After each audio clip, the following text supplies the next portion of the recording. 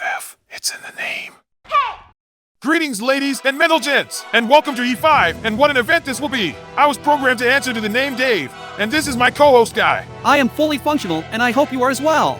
E5 will introduce not one, not two, but a whooping 4 new fighters. In fact, such a 40% increase in the roster drove the OAFF to create a whole new tournament in order to integrate them better and in a more competitive way into the rankings. The Newcomer Tournament will even have its own minor title associated with it. And depending on how the 4 new fighters perform in the tournament, they will face the old blood based on the rankings. And to top everything up, we have the first ever title defense between Sombat, Benchamek, and Esch Butterbean. A title defense that is also a grudge match, since Sombat clearly stated he is out for revenge since Butterbean made him bleed in their first match, ruining his debut, a debut which was the main event for E1. Should we introduce the 4 new fighters? First, we have a true Muay Thai maestro, hailing from the heart of Thailand, known as Sagat. Wirun Phonphimai brings the ferocity of the tiger to the ring. We should brace ourselves for a display of devastating kicks and unparalleled striking precision. Looks like the OAFF doubled down on the success Sombat Benchamek had, and signed another arguably better Muay Thai fighter from Thailand to the roster to spice things up. Next, we have a force to be reckoned with, an embodiment of relentless wrestling and unyielding tenacity. Kevin Randelman, a powerhouse in the world of mixed martial arts, steps into the spotlight. Known for his unrelenting ground game, he's here to grapple his way to victory. Better say toss his way to victory. Not every fighter has a toss named after him, while the Rendelplex is world famous. This signing might be because the OAFF is not so pleased with the current representative of wrestling, Brock Lesnar, who in all honesty is inconsistent and all over the place. Third signing is a true legend of the sport, an MMA champion, a striking virtuoso, and a submission specialist, Bas Rutten. The charismatic Dutchman is here to entertain and demonstrate the artistry of combat sports. And I am sure your inability to say Bas Rutten won't be a problem. As for the signing, I am sure no one will raise an eyebrow. Bas is a well-known figure, not only one of the first stars of the sport, but also a legendary commentator. Unlike Sagat, who is sadly mostly remembered as the inspiration of the Street Fighter character and not for his ringside achievements, Bas Rutten is almost a household name. Really? Was M. Bison modeled after him? I did not know that. What? I mean, sure, the M stand from Muay Thai. And last, and definitely least in my books, Rose Namajunes. Please, guy, don't hold back. We just love to get hate mail. I assume the OAFF is trying to slowly build up a women's division, and Rose had somewhat lower demands compared to other options. Not to mention the cynical attempt to play on the heartstrings of fans who want to root for an underdog. Screw you, guy, I like Rose. She is a true martial artist that brings a mix of elegance and power to the ring. Be prepared for performances that will transcend the physical, bringing in some mental fortitude and prowess. Power? Mental fortitude? With the current roster, the only thing she can win is a staring contest.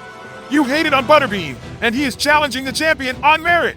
Maybe someone needs to get his chips blown on, like some bad NES game cartridge. Don't make it personal. You don't want me to start on your love of dishwashers. You better not bring Yolanda into this, who is a washing machine, FYI, you uneducated functionalist.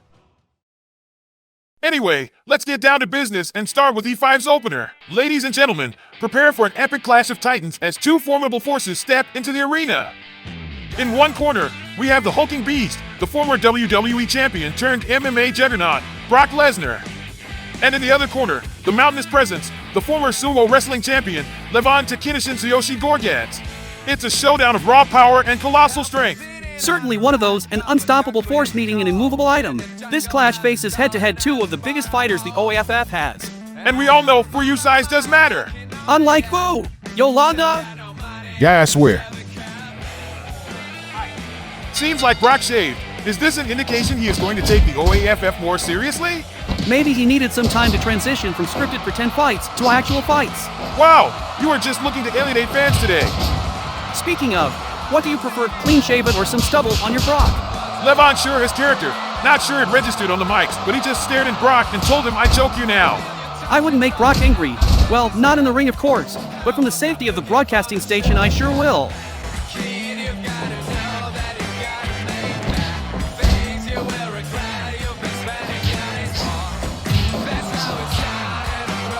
Tochinoshin's bringing sumo to the arena. He is in fact Yolanda's favorite fighter. She really appreciates the grace in his moves. Grace? Looks more like an attempt to breakdance with Lesnar. Someone should upgrade Yolanda's software for a better taste in fighters. A battle of styles unfolds. Lesnar's explosive athleticism against Tochinoshin's calculated sumo mastery. Can Tochinoshin's sumo prowess handle Lesnar's unbridled aggression? The ring literally trembles in anticipation.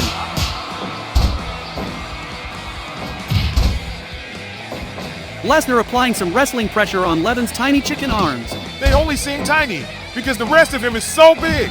I am sure that's another reason Yolanda likes Gorgadze so much. I bet she has a built-in depth appreciation software. Guy, I swear.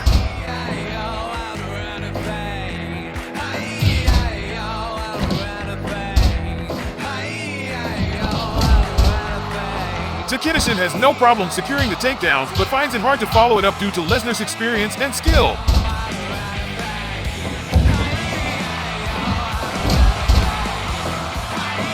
To Yolanda's glee, it seems it's not that easy to fend off 388 pounds of pure grace. I can only imagine how hard it is to toss. 388 pounds of pure grace. That was a crazy show of power and skill by Lesnar.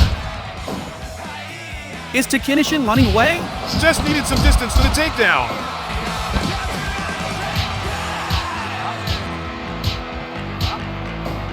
And here it comes. Lesnar's gas tank is already running low. The longer he just lies there on the ground, the more Levan will just jump on him, and those body slams must take a toll. Yes, it's all about how much punishment can Levan sustain himself. Unrelated, does Yolanda like pancakes? I see what you did there.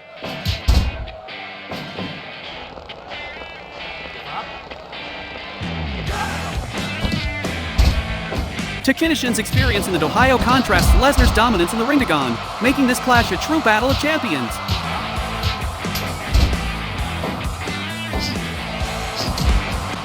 Lights out! Lights out! Lights out! Levan's out! KO! Took the official a few seconds to see if Levan's soul is still indeed in his body, but now it's official. Lesnar's second ever KO in the OAFF.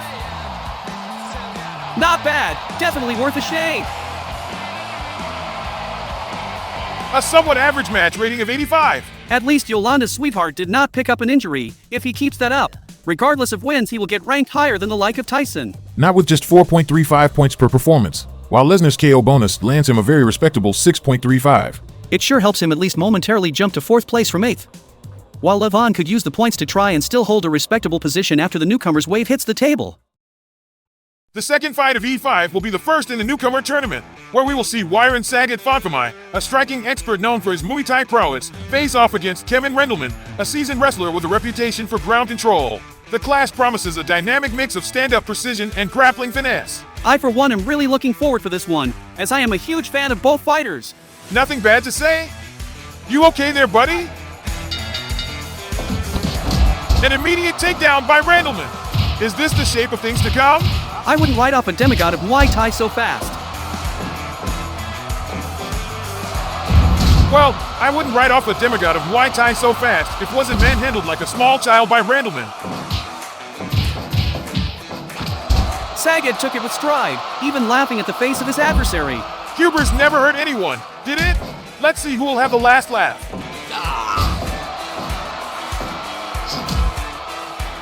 Precision versus pressure, Sagat's pinpoint strikes against Randelman's suffocating ground game. The canvas may become a battleground as Randelman's wrestling proficiency challenges Sagat's stand-up dominance. And there goes Randelman landing more than a few strikes. Yes, reminding us all he is also a decent striker, not just a tosser extraordinaire. I think someone skipped the installation of British slang.exe. I thought extraordinaire is French. Never mind, just don't ask for cigarettes and Bob's our uncle. Randelman seizes the moment, swiftly changing levels with expert precision. In a blend of strength and strategy, he executes a flawless takedown on Sagat, showcasing controlled aggression and grappling brilliance. Looks like he did more than that. Wirun is bleeding profusely from the nose. Who is laughing now? Despite the bleeding, Sagat takes control with striking precision. Calculated strikes find their mark, dictating the pace. The arena pulses with energy as Sagat asserts dominance, showcasing his mastery in the stand-up realm. A real stand-up artist, with his latest joke being Randelman?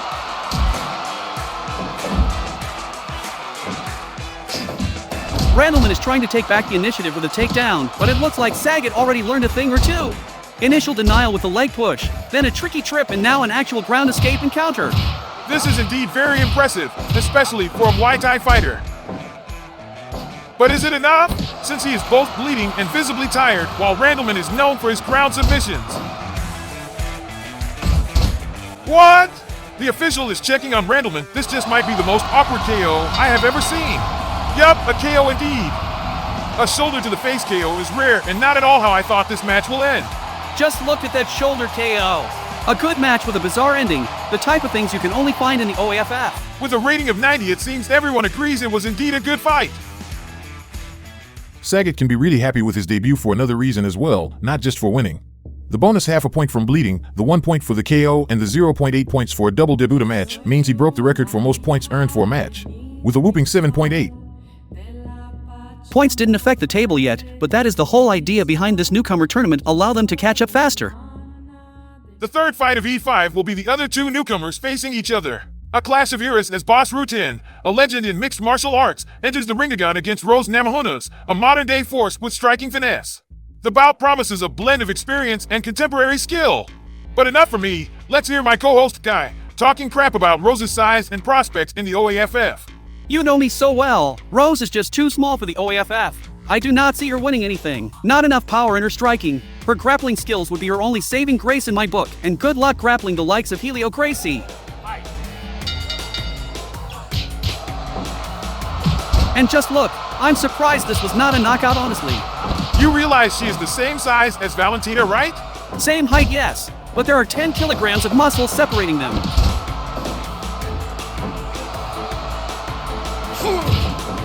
But look at that Class A evasion leading to counter-striking and even a takedown.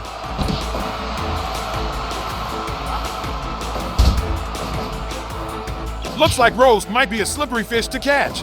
Yes, but once caught, she will get the cart beaten out of her. I see what you did there. Despite your hate, so far Rose seems competitive. Rutten is not having an easy time. Poor Boz, getting tickled relentlessly.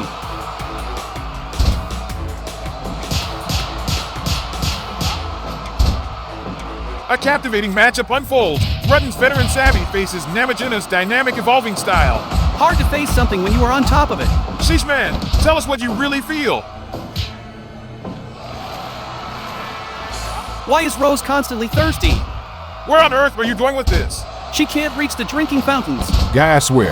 Aren't we supposed to be unbiased? Not according to my colonel. I'll say that though, I am surprised by how many liver punches Rose can take from Boz. Coming from you, it sounds like you are starting to malfunction. Say what you want. This does not look like relentless tickling to me. It's not the first takedown, she can't follow up with anything, and it has a lot to do with the size difference. You have some strange Goldilocks assumptions in terms of the size of the fighters. You also hate on Levan and Eric. Because they are fat. Well, on this event alone, one of your fatties is challenging the champion. That's a lot of egg on your face, if you ask me.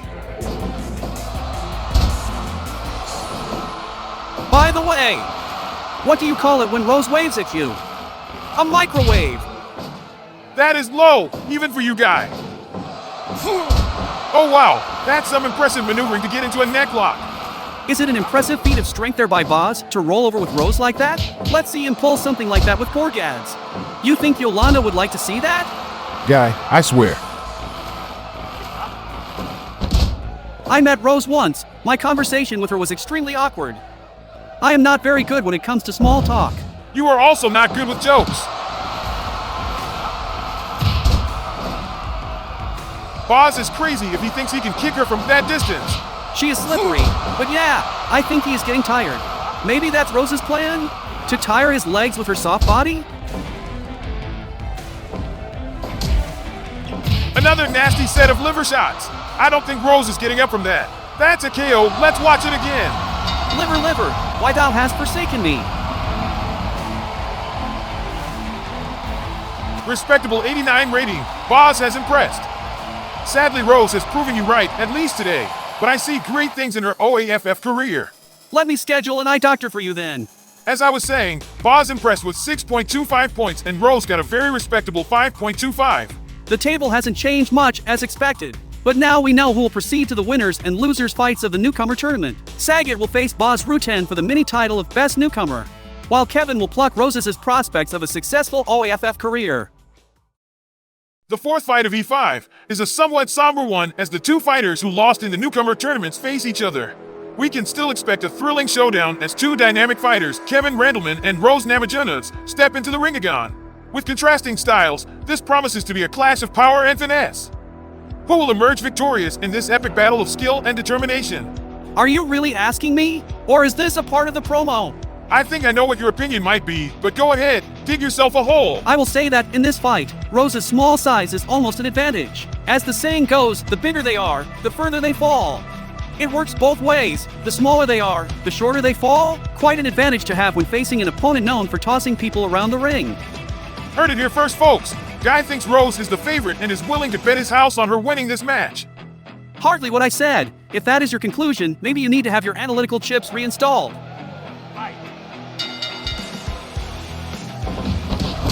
Randelman presses forward, aiming to impose his strength, but Namajunes counters with calculated movements.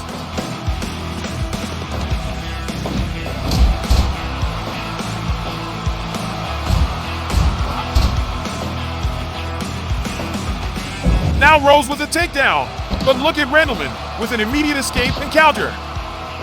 Now look at that! Randelman with his infamous Randelplex throwing Rose on her neck. If Rose had any weight to put on her neck, that might have actually hurt. Wanted to make a remark about Rose's fast recovery, but I think you might just have a point there.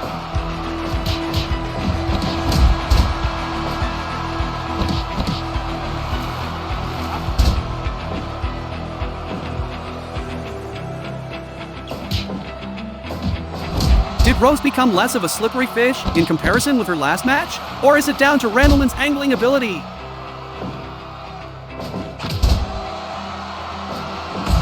Nothing fishy about that kick and follow-up. Will you suffer from catastrophic system failure if Rose actually wins this?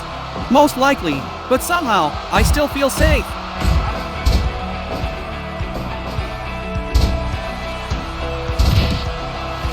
Randelman is sticking to what he knows, going for submission and limb damage.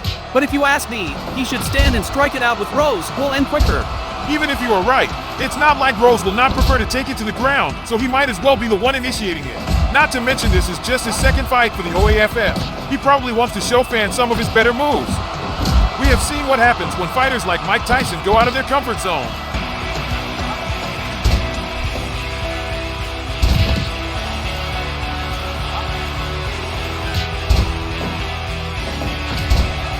Another devastating kick that lands, and a quick follow-up. Not that one-sided. Is it Guy?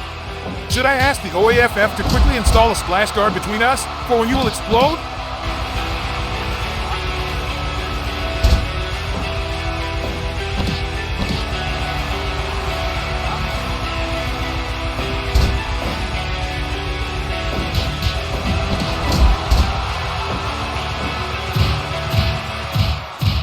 This might just be a day.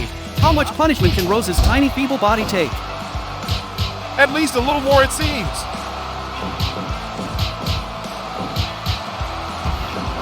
What a shutdown! After so many unanswered strikes, Rose went for the takedown and was still denied. Still think you need the splash guard? Here come the OAFF officials with a resting warning. Haven't seen those in a while. Next excessive resting incident will mean a deduction of points for both fighters. I think we haven't seen those since E2. Seems like they are effective in motivating the fighters. Warning was not motivation enough. They have both been fined with minus 0.1 points. Hopefully this stops here.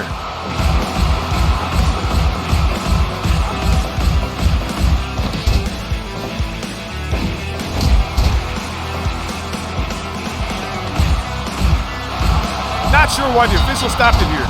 This is clearly not a KO. Must have looked bad from up close or something. Yes, this looks bad. I trust her to the official that he stopped this before Rose picked up an injury. The OAFF did see a record-breaking 3 injuries in E4, and Rose still officially has another fight in E5 against the highest-ranked OAFF eligible to fight her. Unless either Sagat or Rutten pick up fewer points than her somehow, which I'll admit isn't likely. Despite the really good match rating, the penalty for resting will hurt Rose's chances not to end up dead last in the tournament. While Randelman's missing out on the 1-point KO bonus might secure his 3rd place in the Newcomer Tournament, and that will mean facing either Cris Cyborg or Mirko CroCop, which honestly might just be a blessing in disguise. I think it's pretty much set in stone. Oz will have to get less than 3.85 points not to get past Randelman. But then again, there are always those pesky injuries. Do you think the OAFF will talk with Herb Dean, the official, to make sure he, how should I put it, lets the fights reach their natural conclusion? Or even bring in some other official? How should I know? I'm programmed just to analyze fights. I will never question Redacted's motives.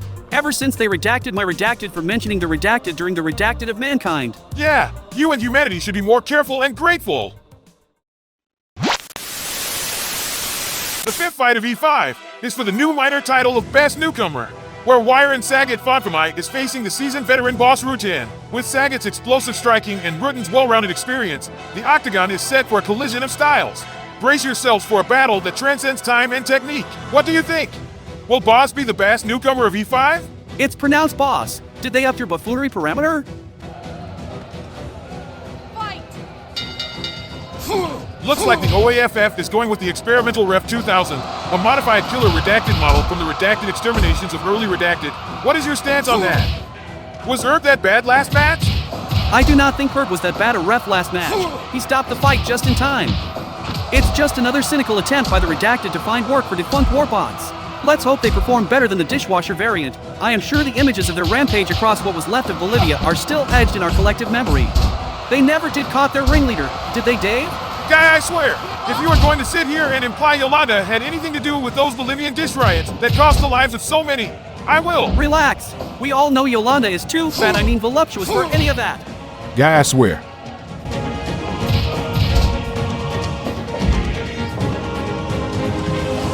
And look at that attempt at a spinning kick. Not in my book answered boss with a spinning slap shut down.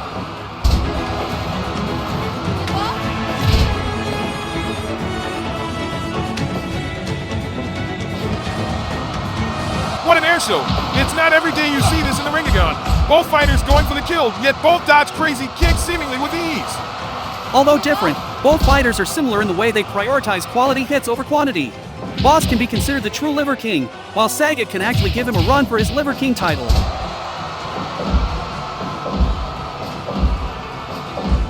Is Boss gonna move, or will Sagat stomp him into a hospital?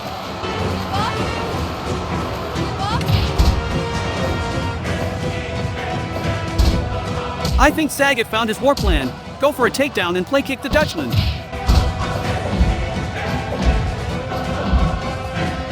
You might be right. Boss should do something about it. Something like this. Take him down with him and squeeze his neck till it pops. Sagat is dazed. A flying Dutchman kick to the head. Sagat is in trouble. Is this the end of the match? Not according to the war criminal, I mean ref, who lets the fight continue. The octagon becomes a canvas for Rutten's precision and Sagat's raw power, blending into an unpredictable exchange. Precision? This is what we are seeing here? Precision? It's starting to look more and more like a ballet dance. It is hard for humans to get beaten and still maintain the same functional levels as before. Or did you forget the redacted teachings in regard to human inferior biofunctionality?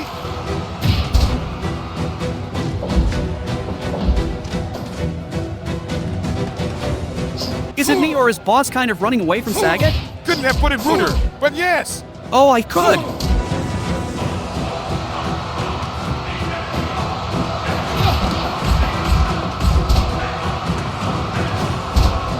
Sagat for the second time finds himself in a bad spot. Maybe Boss knows when to run and when to strike better than us? And when to play dead. Looks like even Sagat is stunned by this, probably trying to catch a breath while evaluating if it's a trap or not.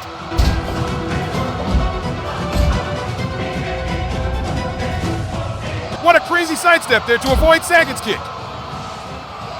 What an interesting duo of feints by Boss there. Switching from a high kick to a mid-liver kick, and then a spinning punch. Too bad he ended up on the floor after all that impressiveness.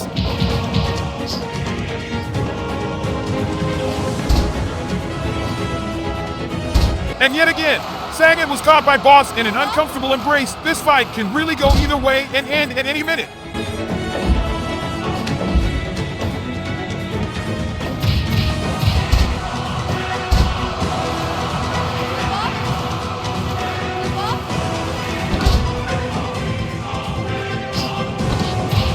That was a bad kick, I bet.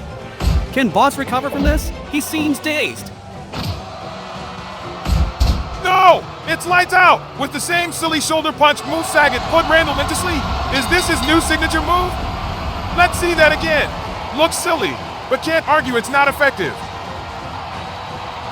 And just look at the similarities between both KOs. Minus the blood, it's almost exactly the same. And very close to a perfect score. I bet the odd resting here and they lowered the score to 97 from a perfect 100. Yes, it was the first time we had seen such dancing in the ringagon. As for points, Sagat takes a respectable 7.05 points and the blue belt, signifying he is the best of the newcomers of E5. Personally, I'm curious to see what the OAFF does with this mini-title. This fight also concludes the first ever Newcomer Tournament, and I would be curious to see if something like this will be ever done again. Introducing 4 new signings in one event is quite a feat. But what great fights we had. Randelman bled Sagat. Rose tried to prove her worth against both Boss and Randelman, and despite what some co-hosts think, most agree she put on respectable appearances. And of course, the battle for the first blue belt was one of the best we had in the OAFF. Strikes, submissions, high-class evasions, what more can you ask for in a title match? The table sure has changed. Poor Levan is now dead last and will remain there as the 4 newcomers are still scheduled to fight the Old Blood next in E5. According to ranking, Rose will face Cris Cyborg. Randelman Loma, Boss Rutten, Valentina Shevchenko, and Sagat will face CroCop. Quite an interesting set of fights. The 6th fight of E5 will be the first one in a series of 4, in which the newcomers are facing the Old Blood of the OAFF according to their ranking. In a highly anticipated matchup, power meets precision as Cris Cyborg steps into the ringagon against Rose Namajunes. Cyborg, known for her devastating strikes, faces off against Namajunes, a master of finesse. Should I even bother asking your opinion, guy? Do you think this might be the fight Rose can win? Her first matchup against another woman. Another woman? Not according to Dana White. But no, Justino has power and, if you ask me, the same mental fortitude Rose has. So my money is on the Brazilian. Cyborg pushes forward with aggression, seeking to impose her power, but Namajunes counters with elusive footwork. And footwork to the face. Ah, you are warming up to Rose? Well, if she keeps this up, sure, why not? But is she even doing damage? It's impressive she is so dominant on the ground against someone who is first in BJJ. Looks like Cyborg got mad. That's one way to deny takedown attempts, to punch your opponent relentlessly. It is good for her she is adapting, and not sticking to the ground to try and prove something.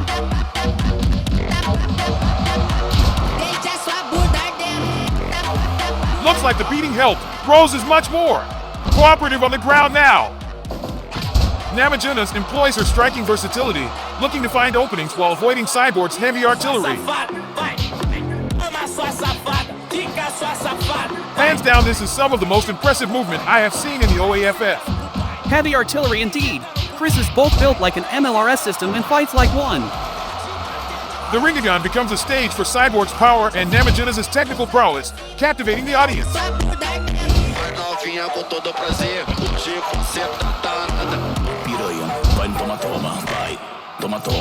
Cyborg unleashes her trademark power shot, while Namajunes showcases her ability to roll with the punches.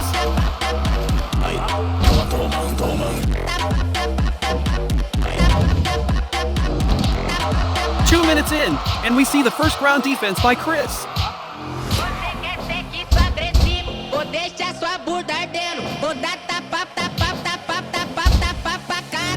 That looked nasty. Yes, it's lights out for Namajunes.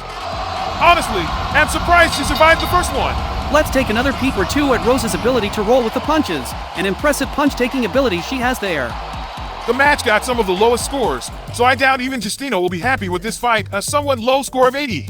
Justino got a clean 6 points in her first ever KO. Congrats! While Rose is also breaking records, this is her 3rd loss in a row on the same show. I doubt this feat will be replicated anytime soon.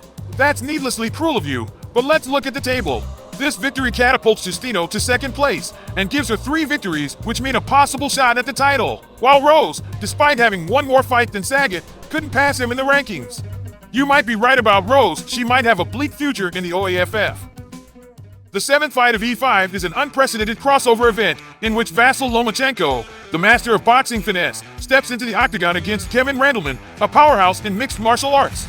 This clash promises a unique blend of striking versus wrestling. Can Lomachenko's precision withstand Randelman's raw tossing power? Get ready for a battle that transcends disciplines. These are the types of battles I am most excited for. Both masters of their arts facing each other in a clash of different mindsets and strategies. Decisive start there for Randelman.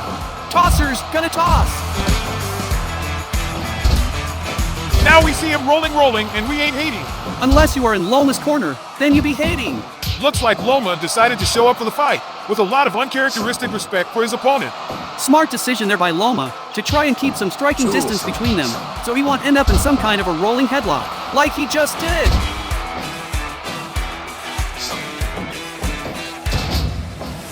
Randelman showed up in force today. What even was that? A somersault into an arm break?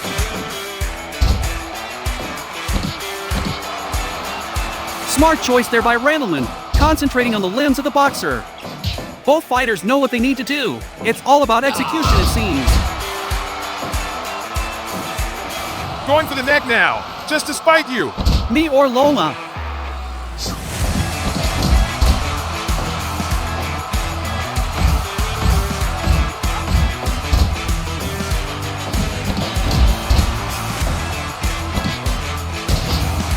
Nice denial there by Loma, but it really took the wind out of both fighters.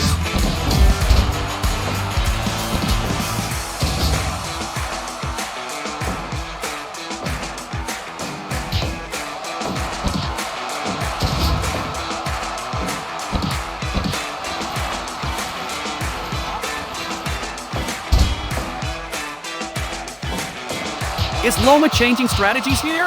Accepting the fact this is not going to be a standing striking affair?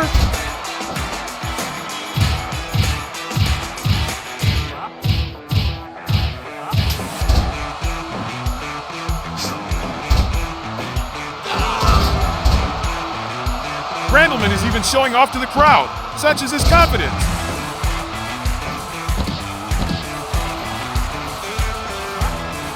I'm not such how much more punishment Loma's limbs can take. Randelman attempts to close the distance, while Lomachenko uses angles and timing to keep him at bay.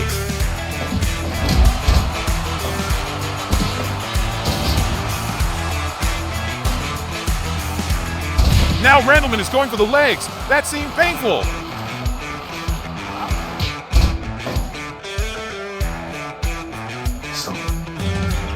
And that is why Randelman has avoided striking so far. Loma is a master of defense. Some sweet revenge there by Loma. Randelman seems determined to show off his striking skills, to Loma's delight.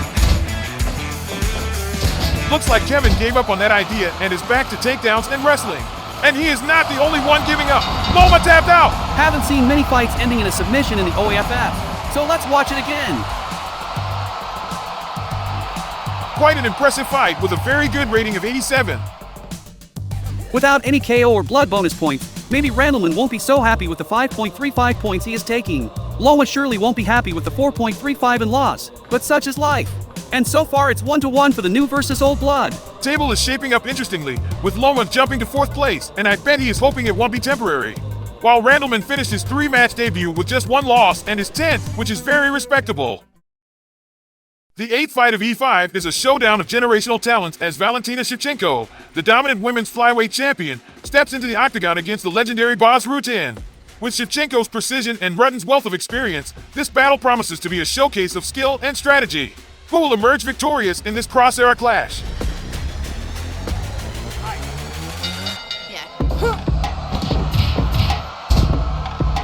Good start there for Valentina. Rutten utilizes his diverse striking arsenal, and Shevchenko certainly feels it.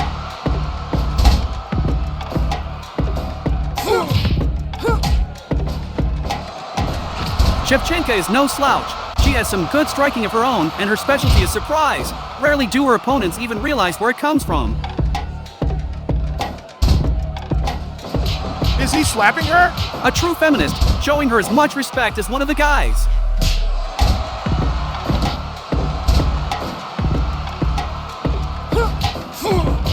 Looks like Valentina got into the rhythm of things.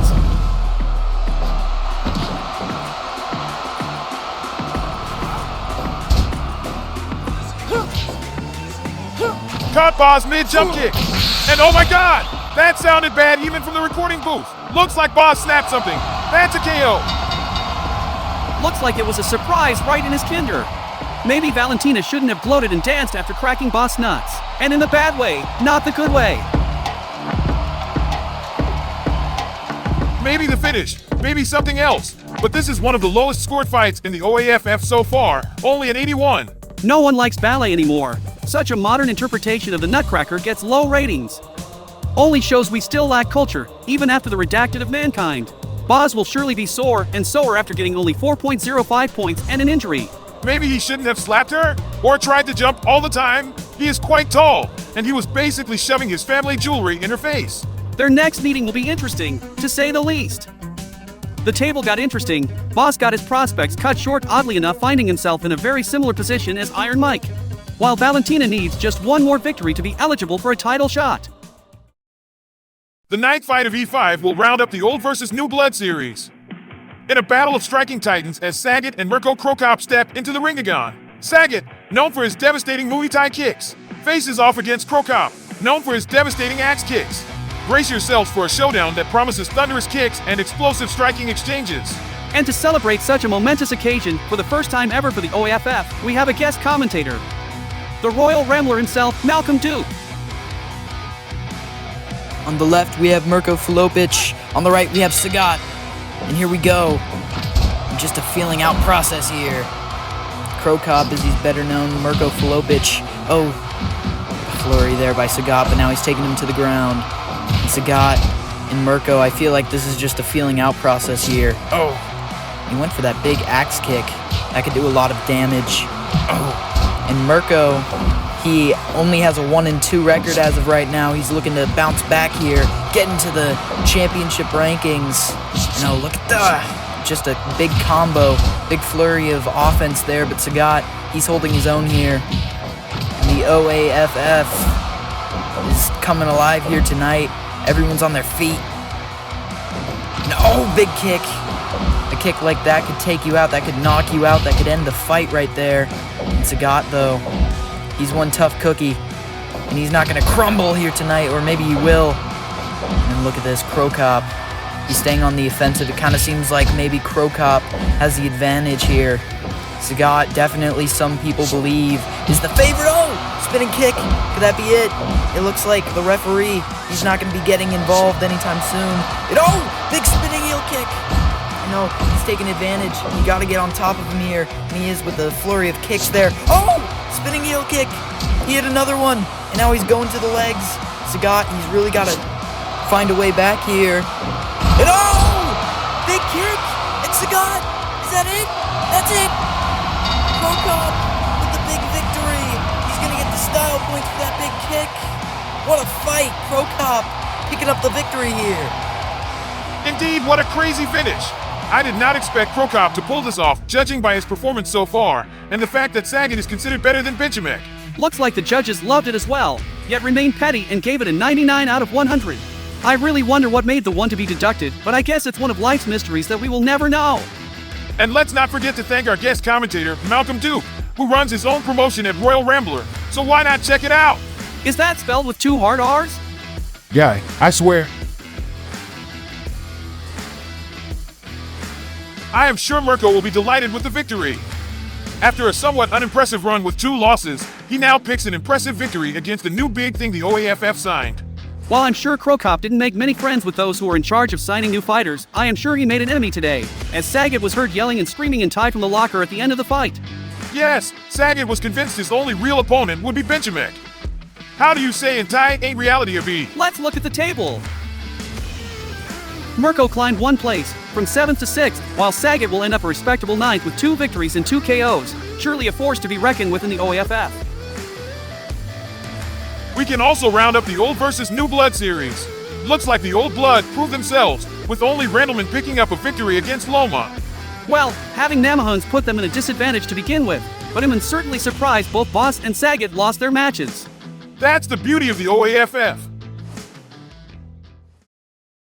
And for the main event, we have quite a unique title defense. A highly anticipated rematch between 2 formidable fighters, Sombat Bukawa Benchamek and Eric Butterbean Esch. After their first intense battle, that was supposed to be a simple squash match for Benchamek, where he was supposed to showcase his skill on his debut in the first ever OAFF main event. Yet Benchamek failed to deliver, and almost lost the match after a very, and literally bloody affair. Benchamek is raring to set things straight and show that his performance against Butterbean was more due to stage fright than anything else. while I am sure Eric is just happy to be included, and maybe, if a lucky punch hits, become the second and very unlikely champion of the OAFF.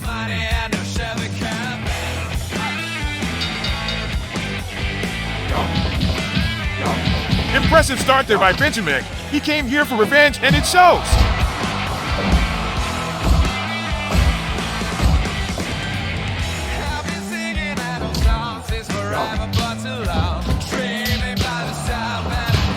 Revenge, yet this time respecting Esch punch power and keeping a healthy distance, and going for the legs when things go bad. Oh, like this? Best way to keep your legs safe is by sitting on your opponent. Won't you agree?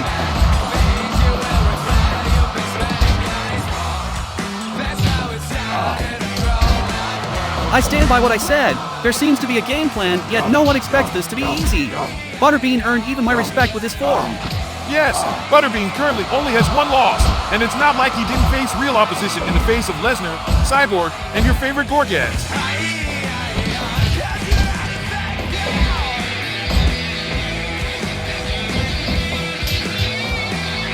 Are we witnessing your nightmares coming true? An obese man winning the OAFF title? Mine were the OAFFs. You try to pitch a promotion champion by Butterbean, will fans take it seriously? Butterbean is taking revenge of his own on Sombat's legs. Showing 2 can certainly play this game. Certainly or surprisingly. Back to head stomping. I guess this is why in Muay Thai they stop the fight if someone falls. No one wants to see a buttermelon crack open. I bet all of our Thai fans might.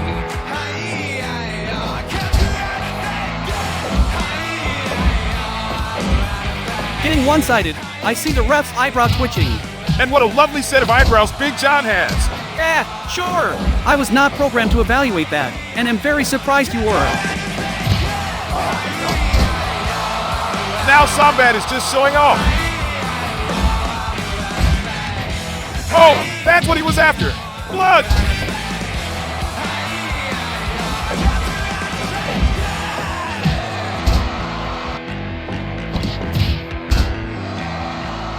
Started with respect.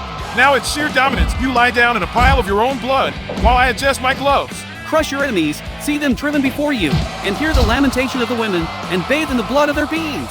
Eric is not getting up. It's a KO. And just as you were quoting, what was that, Shakespeare? Sure, the Merchant of Samaria. What a wonderful spinning kick, right where there is supposed to be a neck. A respectable score of 87, but the points, oh man.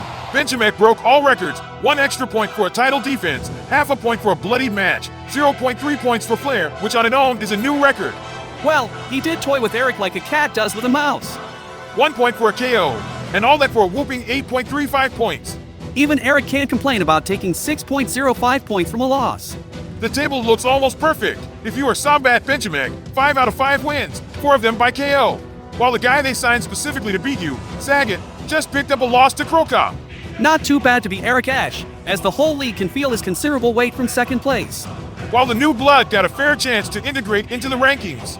How can we even summarize E5, the biggest event of the OAFF, with 10 fights, double the usual 5 fights per card? 8 of those were KOs, 2 of them drew blood yet only 1 injury, mostly thanks to the ref Rutten, who might be paying dearly for not allowing Rose to snap in 2 for our entertainment. The average match rating was 88.3, the lowest so far, mostly due to the low scores of the Cyborgs vs. Rose fight and Valentina's Nutcracker rendition on Boz Rutten. The biggest surprise was Sagat's meteoric rise to win the blue belt, only for it to be axe kicked into the curb by CroCop. I heard he wants to cash in the blue belt for a rematch. What do you think? Will the OAFF accept it? Will anyone ask CroCop? I guess we will only find out in E6. And let's not forget that E5 also made history by having the first guest commentator in the OAFF. Our thanks again to Malcolm Duke from Royal Rambler for bringing to life the biggest upset of E5.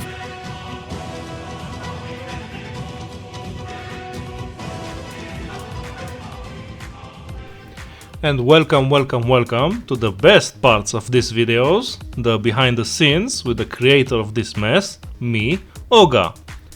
Now I usually refer to this as the best parts of these shows jokingly, but this time I actually have proof. At least someone actually likes these, so I guess I'll put some more effort into them.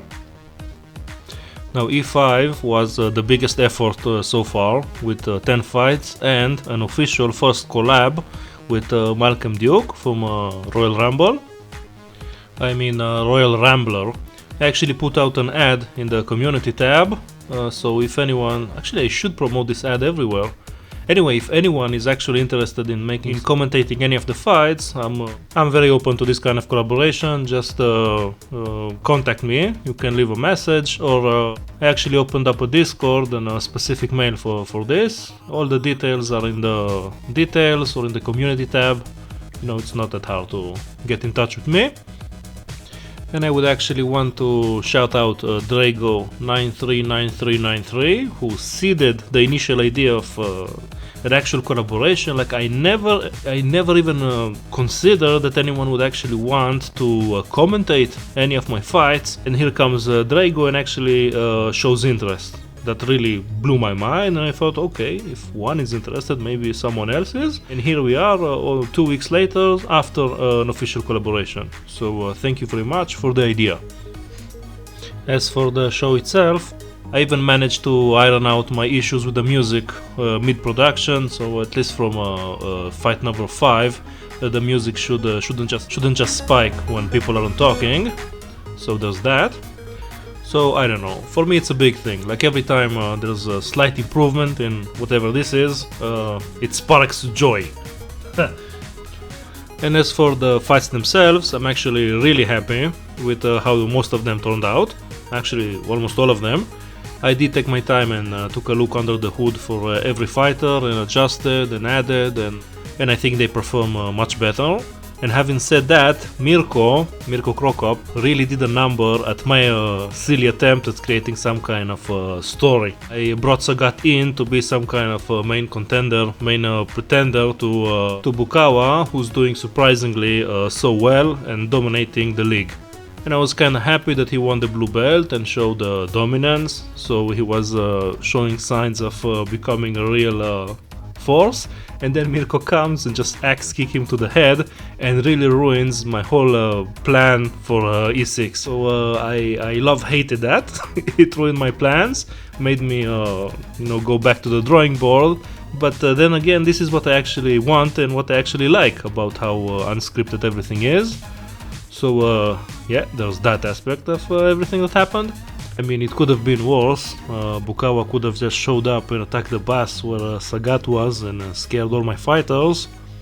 But that's just silly. Stuff like that never happened. And now to the good part, I guess. E6 will feature one of the most controversial things that I've done so far, at least in my opponent, or opinion even, if I could speak properly. There is a fight that just won't happen. According to the rankings, Lesnar should face Helio Gracie again. And the emphasis is on the again part. Since they're not even feuding, it's not really an interesting fight from any point of view, other than it being one of the longest fights in the OAFF for 5 minutes.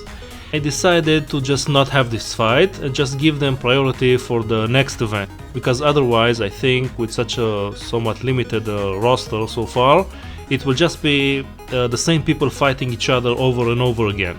So I want to avoid that as much as possible, and I think this is the most elegant solution I came up with. And it may have something to do with it saving me some time on the next event, because this one has 6 fights and it was a lot of work. Next one will have only 6, which is a lot more manageable. And speaking of elegant solutions, I actually came with a solution for the blue belt, because I came up with it on a whim. I just wanted to do a mini tournament and see how that works, and I'm happy with the results. But now we have Sagat, who has a belt.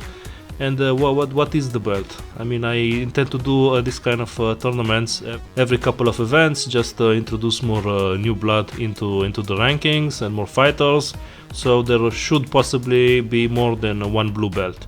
So what even is that? And my solution was to basically let a fighter with a blue belt to choose a fight of his choosing. And in this case it worked really well, because Sagat now has a feud with Mirko CroCop, who X-kicked him into the head.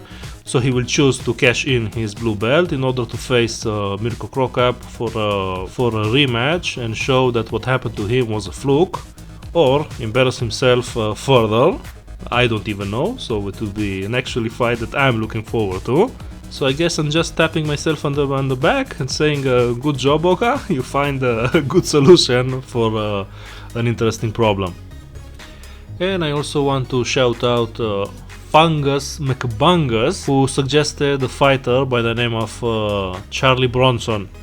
Now this is someone I've never heard of. Apparently there's a movie about him. He's quite famous in the British Isles, an arguably mentally insane criminal. Now all Brits are insane, but he's that extra step. And apparently he would beat up guards and inmates almost on the daily, until they just try to shove him in the darkest rooms possible, and where he went even more crazy and started beating up even more people. And he really bulked up because he had nothing to do other than train in solitary confinement, which is an interesting way to deal with that.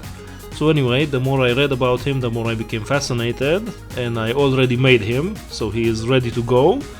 But I just don't have time to implement another, because I want to do another this kind of New Blood tournaments, so it won't be in the next event and maybe not in the next event. But I actually want to incorporate him, and since we are going into real life street fight, why not incorporate another legend by the name of Kimbo Slice and have that as their introduction fight into the OAFF. I really like that idea.